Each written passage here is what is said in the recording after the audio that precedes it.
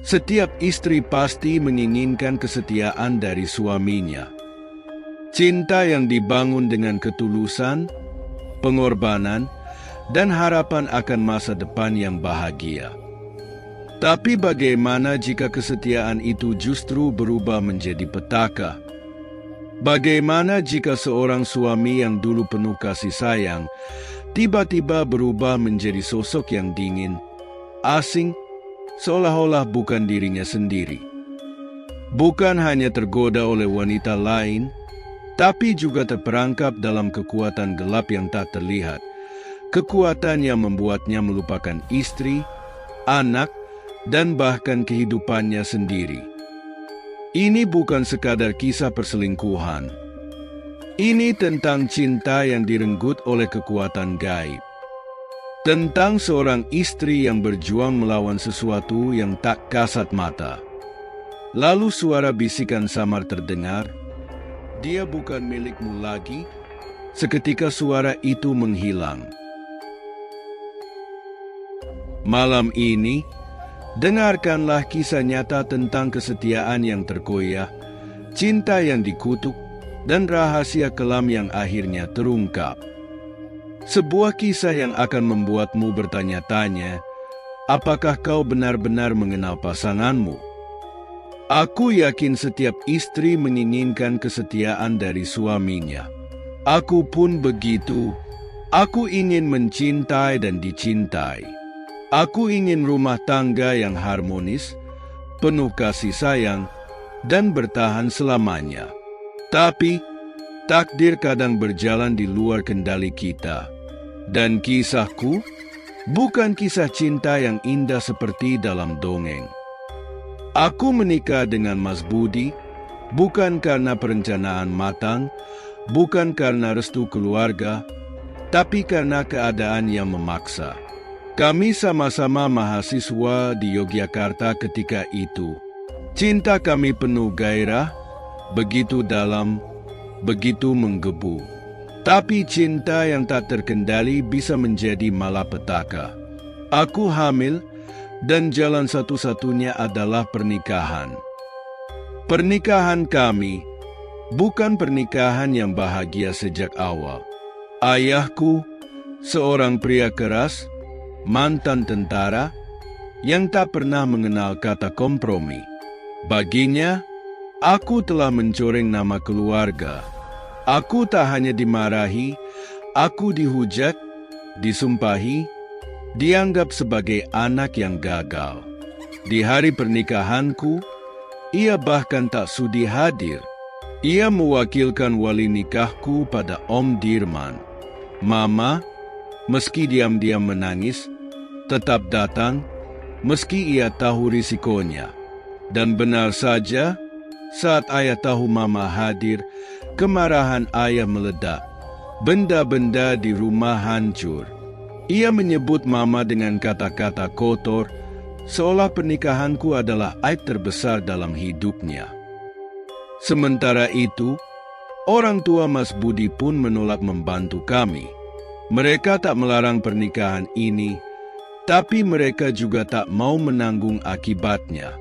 Seorang laki-laki yang berani menikah harus berani hidup mandiri. Kata ayah Mas Budi dalam surat terakhirnya. Sejak hari itu, bantuan finansial mereka terputus. Kami harus bertahan dengan apa yang kami punya. Mas Budi mulai bekerja sebagai wartawan. Dunia jurnalistik menjadi satu-satunya tempatnya berjuang. Ia menulis, berlari ke sana kemari, memburu berita, dan aku menjadi istri yang menemaninya dalam perjuangan. Hidup kami sederhana, rumah kontrakan kecil, makan seadanya, menabung sedikit demi sedikit. Tapi di tengah kesulitan itu, Mas Budi adalah sosok suami yang hangat, lembut, dan penuh kasih sayang. Ia selalu memelukku sebelum tidur, membelai rambutku dengan penuh kelembutan, dan berkata bahwa ia akan berjuang untuk keluarganya. Aku percaya padanya. Aku percaya bahwa kami bisa melewati semua ini bersama. Perjuangan kami akhirnya membuahkan hasil. Mas Budi mendapatkan tawaran dari media ternama di Jakarta. Sebuah peluang besar, sebuah masa depan yang lebih baik. Dengan hati berat, kami meninggalkan Yogyakarta, kota penuh kenangan, kota tempat kami jatuh cinta, dan kota yang menyimpan luka pernikahan kami. Kami menaiki kereta malam ke Jakarta, membawa semua impian, harapan, dan janji bahwa kami akan tetap bersama apapun yang terjadi. Awalnya, semuanya berjalan baik. Karir Mas Budi naik dengan cepat. Ia dipercaya menangani berbagai media besar, bahkan mendapat banyak bonus dan fasilitas. Dari rumah kontrakan kecil, kini kami tinggal di rumah mewah. Dari motor tua yang dulu kami gunakan bersama, kini Mas Budi memiliki mobil-mobil mahal. Hidup yang dulu penuh perjuangan, kini berubah menjadi kemewahan. Tapi aku sadar, semakin tinggi seseorang terbang, semakin jauh ia dari tanah. Mas Budi yang dulu begitu lembut, mulai berubah. Ia tidak lagi menikmati makan sederhana bersama kami. Ia tidak lagi senang berbaur dengan orang-orang kecil. Ia mulai menjaga jarak dariku, dari anak-anaknya. Rumah mewah ini terasa lebih dingin dari rumah kontrakan kecil kami dulu. Dan di sanalah, aku mulai melihat tanda-tanda bahwa ada sesuatu yang salah. Sesuatu yang jauh lebih gelap dari yang pernah kubayangkan. Aku tak tahu kapan tepatnya Mas Budi mulai berubah, tapi aku merasakannya. Seperti bayangan yang perlahan mengaburkan cahaya, seperti angin dingin yang menyelinap tanpa suara, ada sesuatu yang berbeda. Dulu, ia selalu pulang tepat waktu. Dulu, ia selalu tersenyum saat melihat anak-anak. Dulu, ia selalu membelai rambutku dan berkata, "Aku mencintaimu." Sekarang, ia pulang larut malam, atau bahkan tak pulang sama sekali. Sekarang, ia lebih banyak diam, seolah-olah ada sesuatu yang sedang disembunyikannya. Sekarang, aku seperti hidup dengan seorang pria asing. Pria yang hanya memiliki wajah Mas Budi, tapi tidak lagi memiliki hatinya. Tangannya menggandeng erat seorang wanita muda, cantik, tinggi, dengan kulit sehalus porselen. Rina Clara, seorang model terkenal. Dunia seolah berhenti berputar. Aku merasa udara di sekitarku mendadak dingin. Aku ingin menyangkal apa yang kulihat, tapi bagaimana bisa? Mataku sendiri yang melihatnya. Tangan Mas Budi menggenggam tangan wanita itu, erat, penuh kasih sayang, seperti dulu ia pernah menggenggam tanganku. Aku tidak peduli dengan tempat. Aku tidak peduli dengan orang-orang yang menatap. Aku membawa anak-anakku dan mendekatinya. Mas Budi tersentak. Aku melihat wajahnya berubah. Tapi yang mengejutkanku, bukan ekspresi bersalah, bukan ketakutan, bukan permohonan maaf, tapi kemarahan. "Mau apa kalian di sini?" bentaknya dengan nada dingin, dengan tatapan tajam yang menusuk dadaku. Aku terdiam. Anak-anak memandang ayah mereka dengan mata penuh kebingungan. Rina Clara melepas genggamannya, wajahnya tampak canggung. Tapi Mas Budi tidak berusaha menjelaskan. Ia hanya berkata dengan nada tajam, "Aku ada urusan bisnis. Jangan ganggu aku." Hari itu, aku merasakan sesuatu dalam hatiku pecah, hancur berkeping-keping. Mas Budi telah memilih jalannya sendiri. Malam itu, Mas Budi tidak pulang. Dan malam-malam berikutnya pun begitu. Aku sudah terlalu lelah untuk menunggunya. Tapi di balik semua ini, ada sesuatu yang mulai menggangguku. Aku mulai mendapatkan mimpi-mimpi aneh. Dalam mimpiku, aku melihat sosok Mas Budi, tapi bukan seperti yang ku kenal. Matanya kosong, wajahnya pucat, ia berdiri dalam kegelapan, sementara di belakangnya ada sosok perempuan berambut panjang tersenyum kepadaku. Aku terbangun dengan napas tersengal. Keringat dingin membasahi tubuhku. Tapi yang paling mengerikan adalah aku merasa ada seseorang yang berdiri di ujung tempat tidurku, mengawasi dan berbisik pelan. Aku tidak tahu harus bagaimana lagi. Mas Budi tidak kembali, anak-anak bertanya, tapi aku tidak bisa menjawab. Aku hanya bisa diam, menahan rasa sakit yang perlahan-lahan membunuhku dari dalam. Sampai akhirnya, Rini, sahabatku, mengajakku menemui seseorang yang katanya bisa menjawab pertanyaanku. Namanya Opa Haji, seorang pria tua dengan sorot mata tajam yang terasa menembus jiwaku. Ia memandangku lama, seolah bisa membaca seluruh penderitaan yang kupendam selama ini. Ada yang tidak beres, katanya akhirnya. Suamimu bukan pergi karena keinginannya sendiri. Dia sudah diambil oleh sesuatu yang lebih kuat darimu. Aku merasakan tubuhku menegang. Aku mencoba menyangkal, tetapi jauh di dalam hati, aku tahu ada yang salah. Aku melihatnya sendiri. Aku merasakannya sendiri. Suamimu terkena guna-guna. Aku merasakan bulu kuduku meremang. Napasku tercekat. Aku ingin bertanya, ingin menyangkal, tapi suara Opa Haji kembali terdengar sebelum aku sempat bicara. Ada seseorang yang ingin dia melupakanmu, melupakan anak-anaknya, melupakan hidupnya yang lama.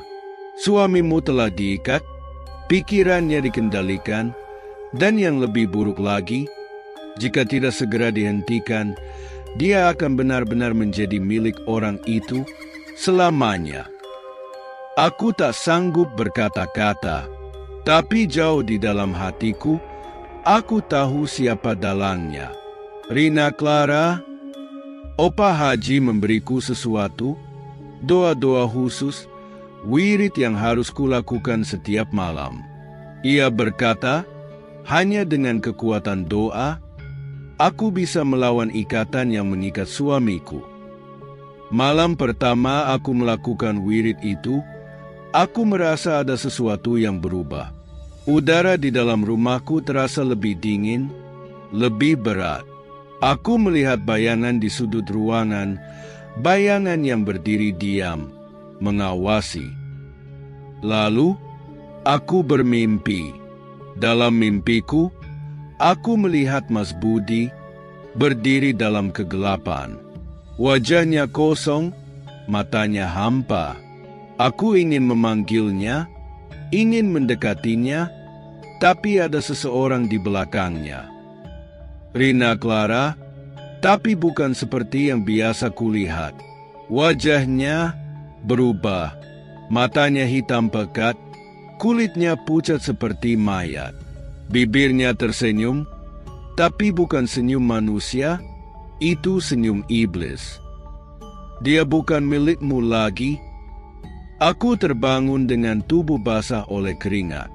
Aku tahu ini bukan sekadar mimpi. Aku tahu aku sedang diam. Maafkan aku tidak tahu apa yang terjadi. Aku tidak bisa mengingat. Aku tidak bisa. Aku hanya ingin pulang. Malam itu, untuk pertama kalinya setelah sekian lama, aku melihat Mas Budi yang dulu. Pria yang lembut, pria yang penuh kasih sayang. Tapi aku tahu, meskipun ia telah kembali, Bayang-bayang hitam itu masih ada, masih mengintai. Ini belum selesai. Malam itu, di ambang pintu rumahku, berdiri Mas Budi. Aku hampir tidak mengenalinya lagi. Pria yang dulu gagah dan penuh percaya diri, kini tampak seperti bayangan dirinya sendiri. Kurus, lusuh, matanya cekung, seperti seseorang yang baru saja lolos dari kegelapan. Dia jatuh bersimpuh di hadapanku. Wajahnya basah oleh air mata, tangannya gemetar saat ia mencoba menggenggam jemariku. Maafkan aku tidak tahu apa yang terjadi. Aku seperti terjebak di dunia yang asing. Aku merasa seperti bukan diriku sendiri.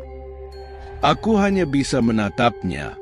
Dalam kebingungan, dalam amarah, dalam kesedihan. Aku ingin bertanya banyak hal, tetapi melihatnya dalam kondisi seperti itu, aku hanya bisa diam. Anak-anak berlari mendekat, memanggil ayah mereka dengan suara penuh harapan. Mas Budi menoleh, tetapi wajahnya berubah, kosong, seperti tidak mengenali mereka. Aku tidak ingat banyak hal. Aku bahkan tidak ingat wajah anak-anakku sendiri. Aku merasa tubuhku lemas. Aku tahu ini bukan salahnya, tapi bagaimana aku bisa menerima kenyataan bahwa suami yang dulu mencintai keluarganya kini bahkan tidak ingat siapa kami. Tetapi satu hal yang ku tahu, aku masih mencintainya. Dan aku tidak akan membiarkannya kembali ke kegelapan itu lagi. Aku membantunya berdiri, membawanya masuk ke dalam rumah, ke dalam kehidupan yang telah ia tinggalkan. Aku tahu, mungkin butuh waktu, tapi setidaknya Mas Budi sudah kembali. Beberapa hari setelah kepulangan Mas Budi, aku mendengar kabar sesuatu yang mengejutkan. Rina Clara menghilang. Tidak ada yang tahu pasti kemana dia pergi. Ada desas-desus bahwa dia meninggalkan Jakarta secara mendadak. Beberapa orang mengatakan dia pindah ke luar negeri, ke Italia atau Prancis.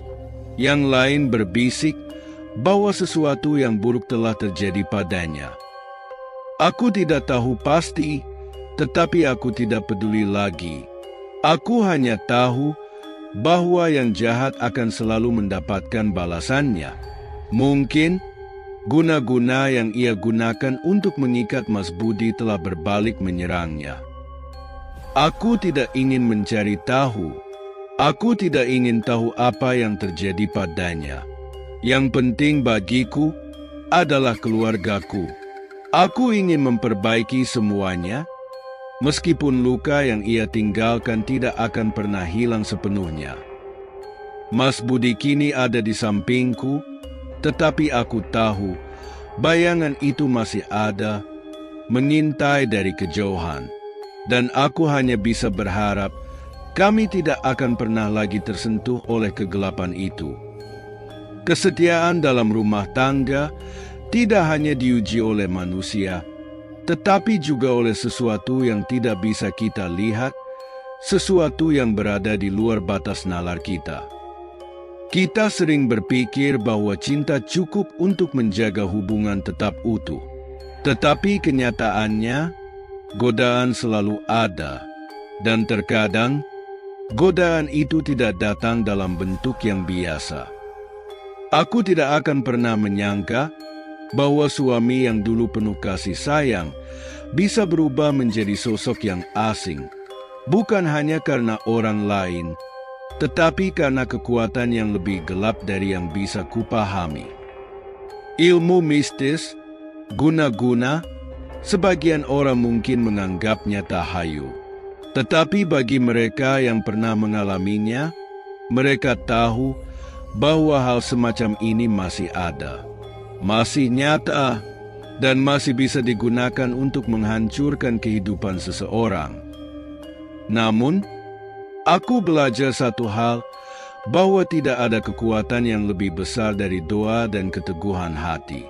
Tidak ada guna-guna yang tidak bisa dikalahkan oleh keyakinan, oleh cinta yang tulus, oleh kehendak yang lebih tinggi. Aku tidak tahu apakah cerita ini akan membuat kalian percaya atau justru meragukannya. Tetapi satu hal yang bisa kupastikan, dalam hidup ini, jangan pernah terlalu percaya diri. Jangan pernah berpikir bahwa sesuatu tidak mungkin terjadi padamu. Karena saat kau merasa paling aman, justru disitulah godaan datang tanpa peringatan. Jika kesetiaan yang kau dambakan berubah menjadi mimpi buruk, apakah kau siap menghadapi kenyataan? Jangan pernah meremehkan kekuatan yang tak terlihat. Pernahkah kalian mengalami kejadian serupa? Apakah kalian percaya bahwa guna-guna masih ada? Atau kalian justru pernah menjadi korban dari hal-hal di luar nalar? Ceritakan pengalaman kalian di kolom komentar atau DM saya. Dan jika kalian ingin mendengar lebih banyak kisah horor dan misteri seperti ini, jangan lupa like, subscribe, dan aktifkan lonceng notifikasi. Karena masih banyak cerita yang belum terungkap, dan mungkin salah satunya adalah kisahmu sendiri.